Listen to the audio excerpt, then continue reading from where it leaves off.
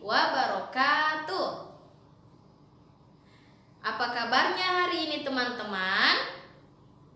Alhamdulillah, luar biasa, ajaib. Oke teman-teman, hari ini bertemu lagi dengan Bunda Ningsih. Kita akan belajar pelajaran fikih.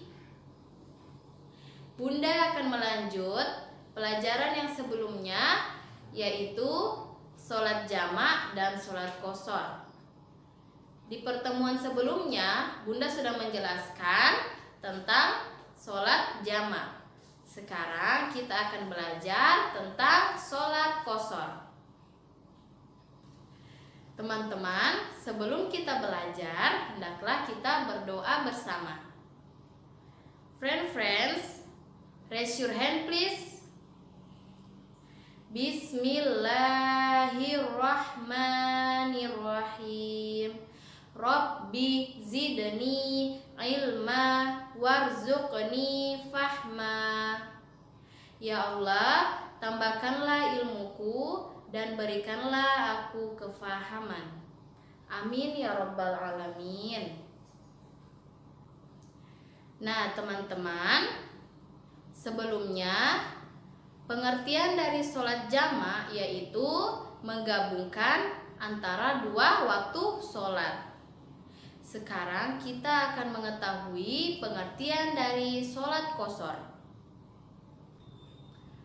Pengertian sholat qashar yaitu meringkas atau mengurangi sholat yang bersangkutan. Namun tidak semua sholat dapat diqashar. Sholat yang bisa diqashar yaitu hanyalah sholat zuhur, sholat asar, dan sholat isya. Jadi yang awalnya 4 rakaat bisa diqashar menjadi 2 rakaat. Nah teman-teman, untuk dapat melaksanakan sholat qashar ada beberapa syarat yang harus diperhatikan. Syarat tersebut apabila telah terpenuhi maka bisa melakukan sholat qashar. Yang pertama yaitu musafir atau orang yang dalam perjalanan. Kemudian yang kedua, sholat yang dikerjakan adalah sholat yang dilakukan pada waktu itu. Yang ketiga, niat untuk mengqashar sholat. Niat itu adalah yang paling utama. Sehingga sebelum melakukan sholat harus betul-betul memperhatikan niat tersebut. Kemudian yang keempat, jarak perjalanannya sudah memenuhi syarat yang diperbolehkan. Nah, itulah 4 syarat yang harus dipenuhi untuk bisa melaksanakan sholat qashar. Nah, sekarang kita akan mengetahui bagaimana tata cara sholat qashar. Teman-teman, sholat qashar ini juga terbagi menjadi 2 ya. Ada yang takdim dan juga ta'khir, seperti sholat jamak sebelumnya yang pernah Bunda jelaskan.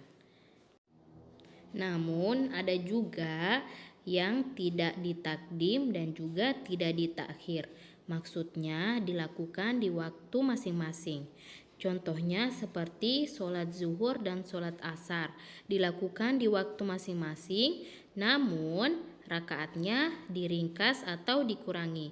Yang sholat zuhur dan sholat asar 4 rakaat dijadikan menjadi 2 rakaat.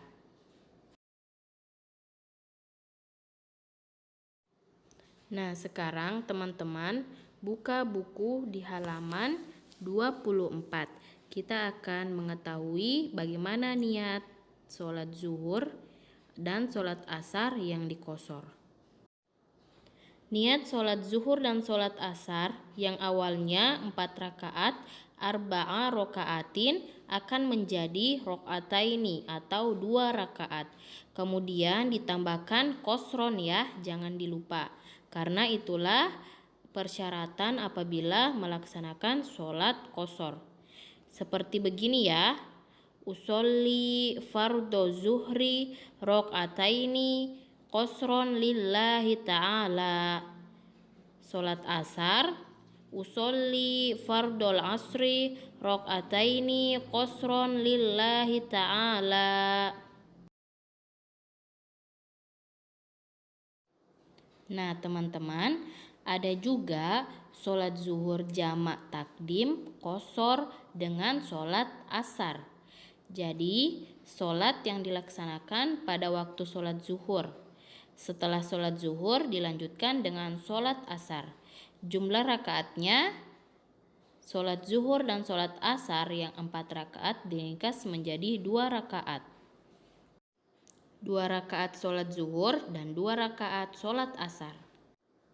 Sekarang teman-teman buka buku halaman 25. Di situ ada niat sholat zuhur jamak takdim beserta qasor dengan sholat asar. Usolli fardhu zuhri rok'ataini majmu'an bil asri jam'a takdimin wa qasron ma'muman lillahi ta'ala. Jadi makmumannya bisa makmuman atau imaman atau juga adaan. Sholat asar niatnya usolli fardol asri rok'ataini majmu'an bizuhri jam'a takdimin wa qasron makmuman atau imaman atau adaan lillahi ta'ala. Sekarang sholat zuhur jamak takhir beserta qasor dengan sholat asar. Sholat yang dilaksanakan di waktu sholat asar karena ditakhir ya. Setelah sholat zuhur kemudian dilanjutkan dengan sholat asar. Jumlah rakaatnya tetap sama, maksudnya di qasor yaitu dipersingkat menjadi 2 rakaat sholat zuhur dan 2 rakaat sholat asar.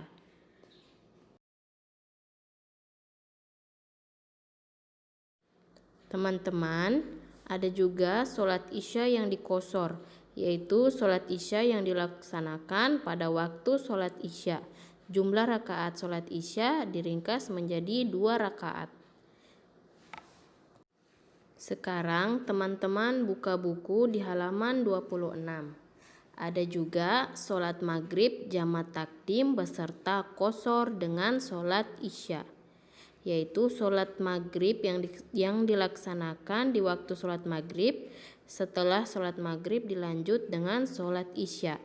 Jadi jumlah rakaat sholat maghrib tetap, tapi jumlah rakaat sholat isya diringkas menjadi 2 rakaat. Dan yang terakhir, sholat maghrib jamak takhir beserta qasor dengan sholat isya yang dilaksanakan pada waktu sholat isya. Setelah sholat maghrib dilanjutkan dengan sholat isya. Jumlah rakaat sholat maghrib tetap 3 rakaat, namun jumlah rakaat sholat isya diqasor atau diringkas menjadi 2 rakaat. Oke teman-teman, jadi karena kita sudah mempelajari tentang sholat jamak dan sholat qasor, tandanya betapa pentingnya sholat, sehingga dalam keadaan apapun kita harus tetap melaksanakan sholat. Seandainya nanti teman-teman insya Allah akan menjadi pengusaha yang sukses, pasti akan lebih sibuk dan harus mengurus keluar kota atau dalam perjalanan yang jauh.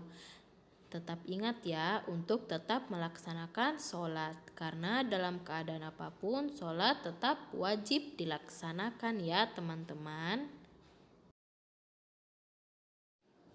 Oke teman-teman, kita sudah selesai belajar pembelajaran fikih lanjutan dari sholat jamak dan sholat qasor.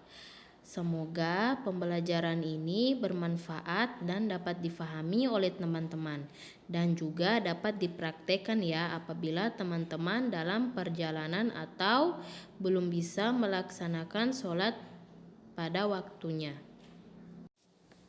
Nah, sekarang untuk lebih mengetahui pemahaman teman-teman tentang penjelasan Bunda, teman-teman kerjakan Soal bagian B, halaman 32. Di situ ada 10 nomor, tapi teman-teman kerjakan 5 nomor saja ya. Setelah mengerjakan, kirimkan tugas kepada Bunda. Bunda tunggu ya. Baiklah teman-teman, terima kasih telah mendengarkan penjelasan dari Bunda ya. Bunda tutup pembelajaran fikih ini. Syukron. Wabillahi taufiqi wal hidayah. Wassalamualaikum warahmatullahi wabarakatuh.